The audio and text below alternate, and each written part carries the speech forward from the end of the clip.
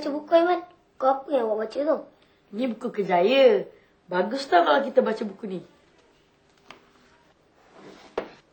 Dalam banyak-banyak kerjaya ni, yang mana satu awak minat, Aiman? Semua saya minat. Setiap kerjaya ni ada keistimewaannya. Awak kena pilih satu je lah, Aiman. Sebenarnya saya berminat untuk menjadi doktor. Tapi kerjaya lain pun saya suka juga. Awak pula nak jadi apa? Saya nak jadi juruterbang. Kalau macam tu, awak kena baca buku ni. Dalam buku ni ada fakta-fakta untuk jadi juruterbang.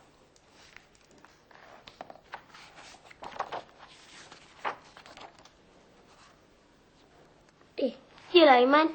Saya pun dah lama cari buku ni. Terima kasih, Sama-sama.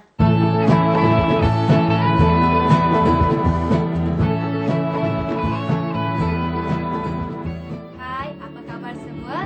Hari ini adik-adik akan bersiaran bersama Kak Ati dan kawan-kawan Kak Ati di studio, iaitu Aiman, Hai.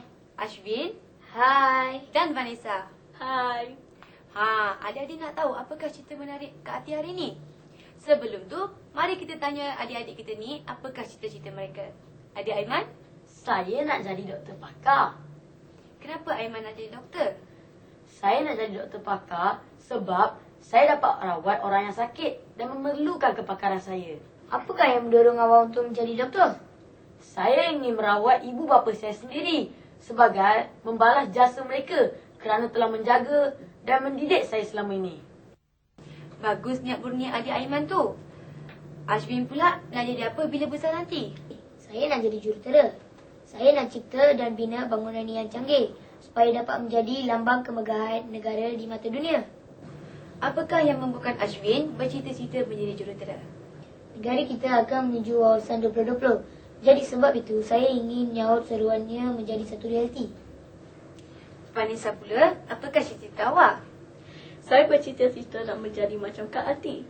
Kak Ati? Tak adalah. Sebenarnya saya bercita-cita nak menjadi guru. Kak Ati ni ada peminat rupanya. Kenapa? Saya suka menjadi guru kerana saya boleh berbakti kepada anak-anak bangsa. Siapakah agak-agaknya antara cikgu yang menjadi idola Vanessa? Kenapa? Cikgu Fatimah kerana beliau merupakan seorang guru yang tegas dan berdedikasi. Semua murid di sekolah sangat sayang akan Cikgu Fatimah. Baiklah, biar apapun cita-cita adik-adik, yang penting ialah usaha dan kesungguhan adik-adik untuk mencapai cita-cita tersebut. Adik Kak Ati seorang ni keliru untuk memilih cita-citanya. Harap-harap adik-adik dapat tolong adik Kak Ati ni. Mari kita saksikan.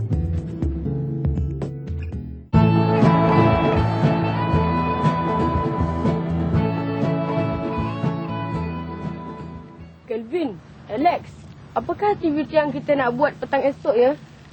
Kalau kita main squash petang esok setuju. Sudah lama kita bertiga tak main bersama. Banyak sangat aktiviti di sekolah yang kita kena adakan diri. Yelah, kita pun dah lama tak berpeluang beriadah seperti selalu. Betul tak Kelvin? Minta maaf lah. Saya memang tidak tahu bermain squash. Bukannya saya tidak sudi. Tak apalah Kelvin, saya tak boleh nak pas awak. Lagipun, minat awak lebih kepada melukis. Kamu berdua ni janganlah memarahi saya. Saya bukan sengaja tidak mahu bermain squash. Saya rasa melukis itu lebih memberikan kepuasan kepada saya. Kami tidak memaksa awak. Cuma, kalau awak berminat untuk menyertai kami, tiada salahnya. Kami sedia mengajar awak teknik-teknik bermain squash. Betul kata alias tu Kevin. Yang penting sekarang, kita hendaklah mencuba dahulu. Yang tak boleh terlalu awam aku kalah. Oh ya, apabila bercakap mengenai minat ni, teringat pula saya nak bertanya tentang cita-cita awak Kelvin. Taklah, saya pun tak pasti cita-cita saya. Kadang-kadang saya ada banyak cita-cita. Dan tak tahu yang mana satu saya akan capai. Apakah antara cita-cita yang menjadi pilihan awak? Saya nak jadi arkitek, pensyarah atau cikgu. Amboi, banyak betul cita-cita awak. Mana boleh macam tu. Awak kena fokus pada satu cita-cita saja. Awak mempunyai bakat melukis. Apa kata kalau awak gunakan kebolehan itu untuk mencapai cita-cita awak? Taklah, saya pun fikir begitu. Tapi saya tidak nampak lagi penghujungnya. Sebenarnya susah juga kan nak buat keputusan. Kalau awak jadi arkitek, awak akan bergaji besar. Mewahlah hidup awak nanti. Betul juga pendapat itu. Bolehlah nanti saya fikirkan tentang cita-cita saya ni. Tak apalah Kevin, walau apa pun cita-cita awak, kami berdua tetap akan memberi sokongan kepada awak. Betul tu Alex. Usaha adalah kunci kejayaan. Maka dengan itu, awak perlulah bersungguh-sungguh untuk mencapai kejayaan awak. Terima kasih kerana sentiasa mengambil berat dan dorongan kepada saya. Alex, Kelvin, mari.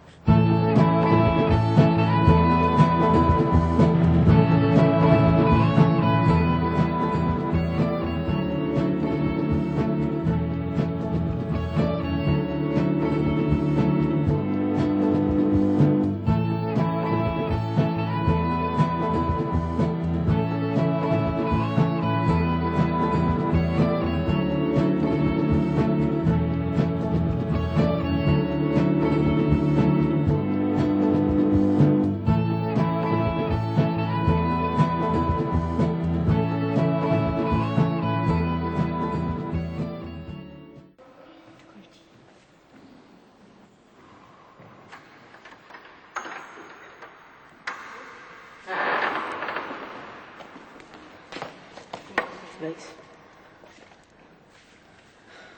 Terima kasih Kevin. Kalau tidak kerana kamu berdua, pasti saya masih lagi keliru dan tak tahu apa cita-cita saya sebenarnya. Amboi, cepat betul awak keputusan Kevin. Setelah difikirkan dengan bakat yang ada dalam diri saya, tidak perlu saya berasa ragu-ragu dengan kebolehan ada pada saya. Oh, kalau macam tu, beritahulah kepada kami cita-cita awak tu Kelvin. Saya minat melukis. Cikgu di sekolah pernah beritahu, orang yang minat melukis, apabila besar nanti, boleh jadi arkitek. Jadi, saya bercita-cita untuk menjadi seorang arkitek. Baguslah kalau macam itu Kevin. Nampaknya awak dah lebih bersemangat sekarang ni. Tapi ayah saya ingin melihat saya menjadi doktor suatu hari nanti. Saya tidak mahu hampakan impian ayah saya. Memanglah setiap bapa ingin melihat anaknya berjaya. Tapi kena ikut gerak hati. Dan yang penting, minat. Ini kerana minat akan mendorong kita untuk berjaya. Betul tu Kevin. Saya baru teringat. Semalam Cikgu Azmi kata pertandingan melukis di peringkat sekolah akan diadakan tidak lama lagi. Apa kata kalau awak sertai pertandingan itu sekali? Ya ke? Bila pertandingan itu akan diadakan? Dan apakah syarat-syaratnya? Saya pun tak pastilah Kelvin. Esok kita bertiga akan berjumpa Cikgu Azmi untuk mendapatkan maklumat yang lebih lanjut. Bagus juga cadangan alias itu.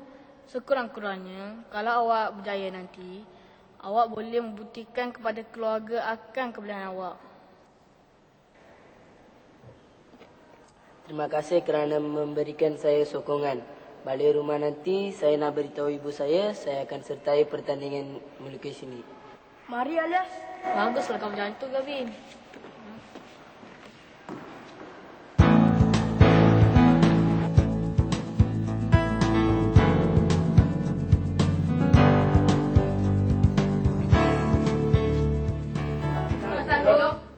Selamat petang. Ada apa jumpa cikgu ni? Begini cikgu, kami datang ni nak bertanya tentang pertandingan melukis tu. Bilakah pertandingan itu akan diadakan cikgu? Oh, pertandingan itu akan diadakan pada minggu depan ni. Apakah syarat-syarat pertandingan itu nanti, cikgu? Ini borang pertandingan melukis tu. Syarat-syaratnya ada dalam borang ini. Terima kasih, cikgu. Saya akan sertai pertandingan ini. Sama-sama.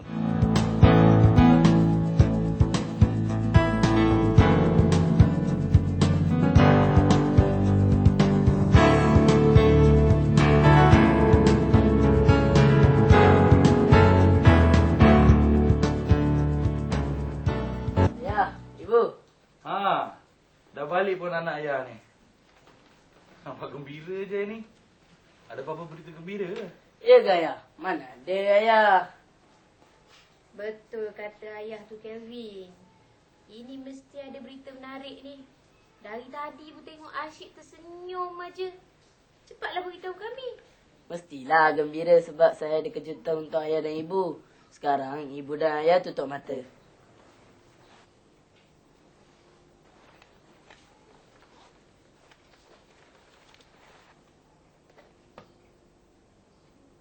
Sekarang, ibu dan ayah boleh buka mata.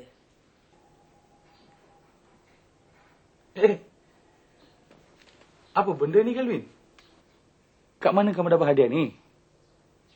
Siapa yang bagi? Lah, ayah tak tahu ke? Oh, baru ibu ingat. Anak ibu ni masuk pertandingan melukis bulan lepas kan? Ini mesti hadiah kamu menang dalam pertandingan melukis tu. Betul tak? Betul lah ibu, saya menang tempat pertama. Dan cikgu cakap, saya layak untuk masuk ke pertandingan di peringkat sekolah pula lepas ni. Ayah, janganlah marah kat saya ya.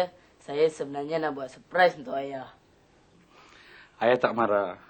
Sebenarnya, ayah bangga mempunyai anak seperti kamu. Ya? Yang mempunyai cita-cita dan sentiasa berusaha untuk maju ke hadapan. Ayah yakin, suatu hari nanti, Kelvin akan berjaya. Kalau begitu, boleh tak apabila besar nanti saya nak jadi arkitek? Takkanlah ayah nak menghalang cita-cita kamu, Kelvin. Lagipun, arkitek merupakan suatu pekerjaan yang baik. Ya?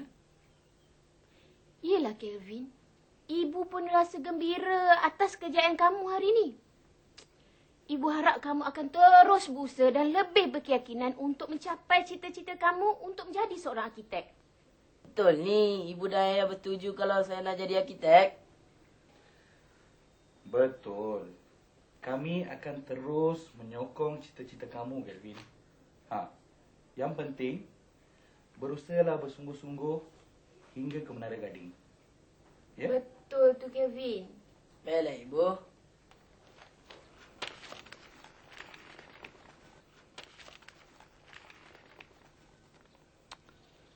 Sabarlah, Kelvin. Hadiah tu tak ke mana. Tak payahlah tegur apa-apa. Bukannya apa ayah. Saya rasa sekarang lebih bersemangat kerana ayah dan ibu merestui cita-cita idaman saya. Kelvin, hidup kita ni tak baik tau kalau selalu amalkan sikap berupah-gapah. Kadang-kadang akan memudaratkan diri sendiri. Saya minta maaf ibu, ayah. Saya berjanji tidak akan mengulanginya lagi. Baiklah. Kelvin minum dulu. Lepas minum ni kita buka hadiah ni. Ayah dan ibu pun tak sabar-sabar nak tengok apa yang Kelvin dapat ni.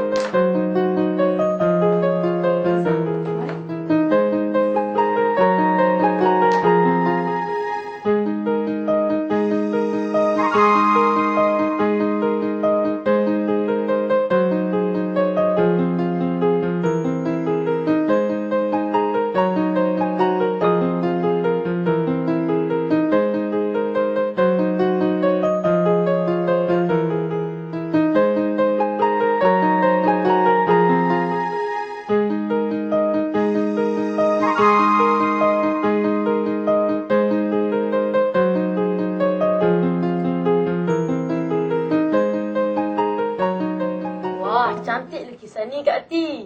Kan Vanessa? Pandainya Kak Ati melukis. Pandai sangat tu taklah. Cuma Kak Ati melukis ni untuk memenuhkan masa lapang je.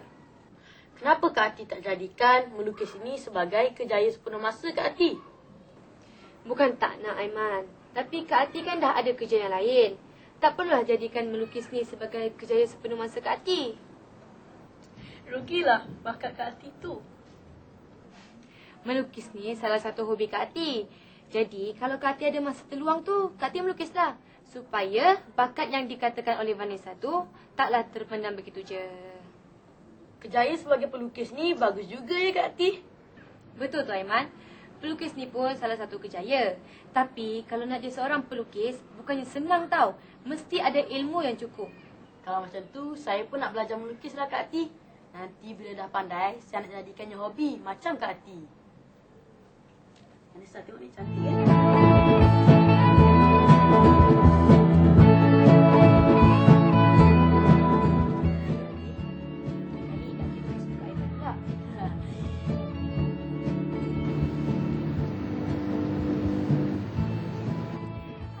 Seronoknya Kak Ati hari ini lihat kejayaan adik Kelvin. Adik-adik di rumah maupun di studio harus jadikan cerita ini sebagai satu teladan. Baiklah, kita dah pun lihat cerita tadi kan? Betul tu Kak Ati. Saya pun tumpang gembira atas kejayaan Kelvin tu kan. Iyalah, ibu dan ayah Kelvin juga telah bersetuju dengan cita-citanya.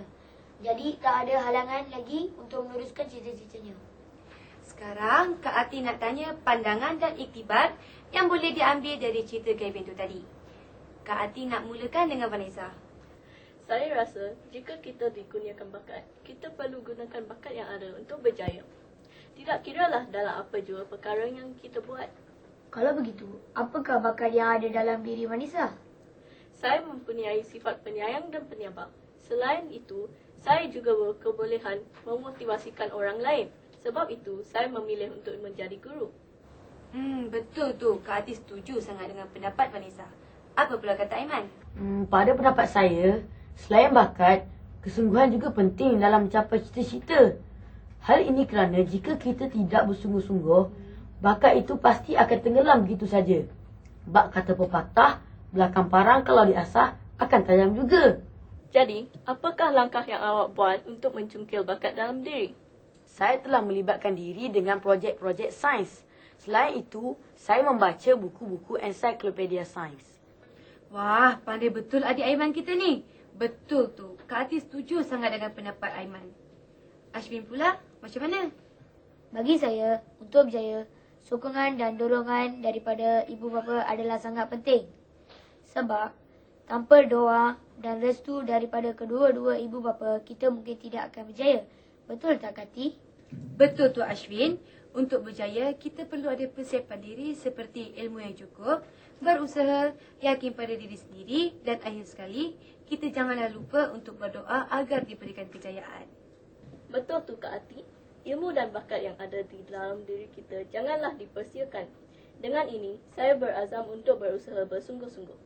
Nampaknya, kita sudah pun sampai ke penghujung rancangan. Semoga adik-adik dapat manfaat daripada topik kita hari ini. Moga-moga kita akan berjumpa lagi pada lain masa. Salam sayang daripada Kak Ati dan rakan-rakan di studio. Bye!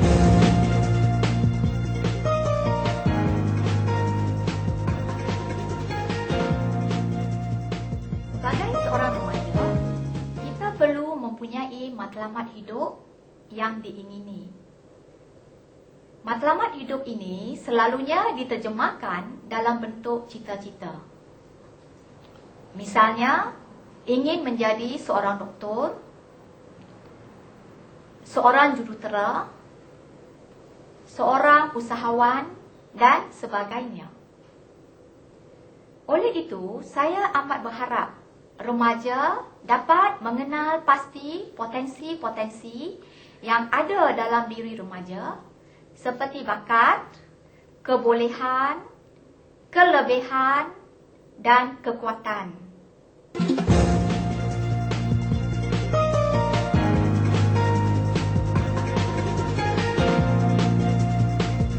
Terdapat remaja yang dapat bermain muzik dengan baik, pandai melukis, menyanyi, sabar dan mudah mesra dengan orang.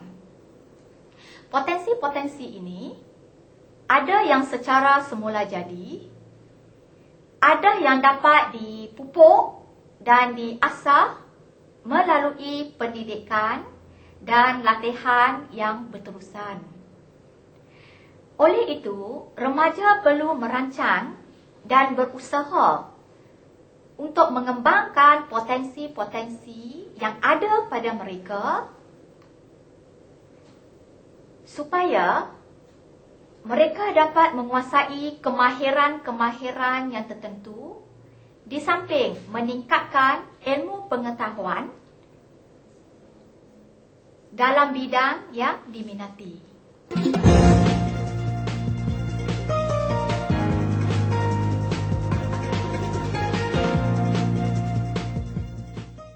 Selain itu, remaja juga perlu menunjukkan kesungguhan dan keyakinan untuk mengembangkan bakat, minat dan kebolehan mereka ke tahap yang cemerlang. Individu yang berjaya tidak akan berhenti setakat itu sahaja. Mereka akan berusaha dan terus berusaha sehingga mereka menjadi lebih cemerlang, gemilang dan terbilang. Contohnya, sekiranya menjadi seorang doktor, dia akan menjadi seorang doktor yang cemerlang, dan sekiranya menjadi seorang usahawan, dia akan menjadi seorang usahawan yang hebat.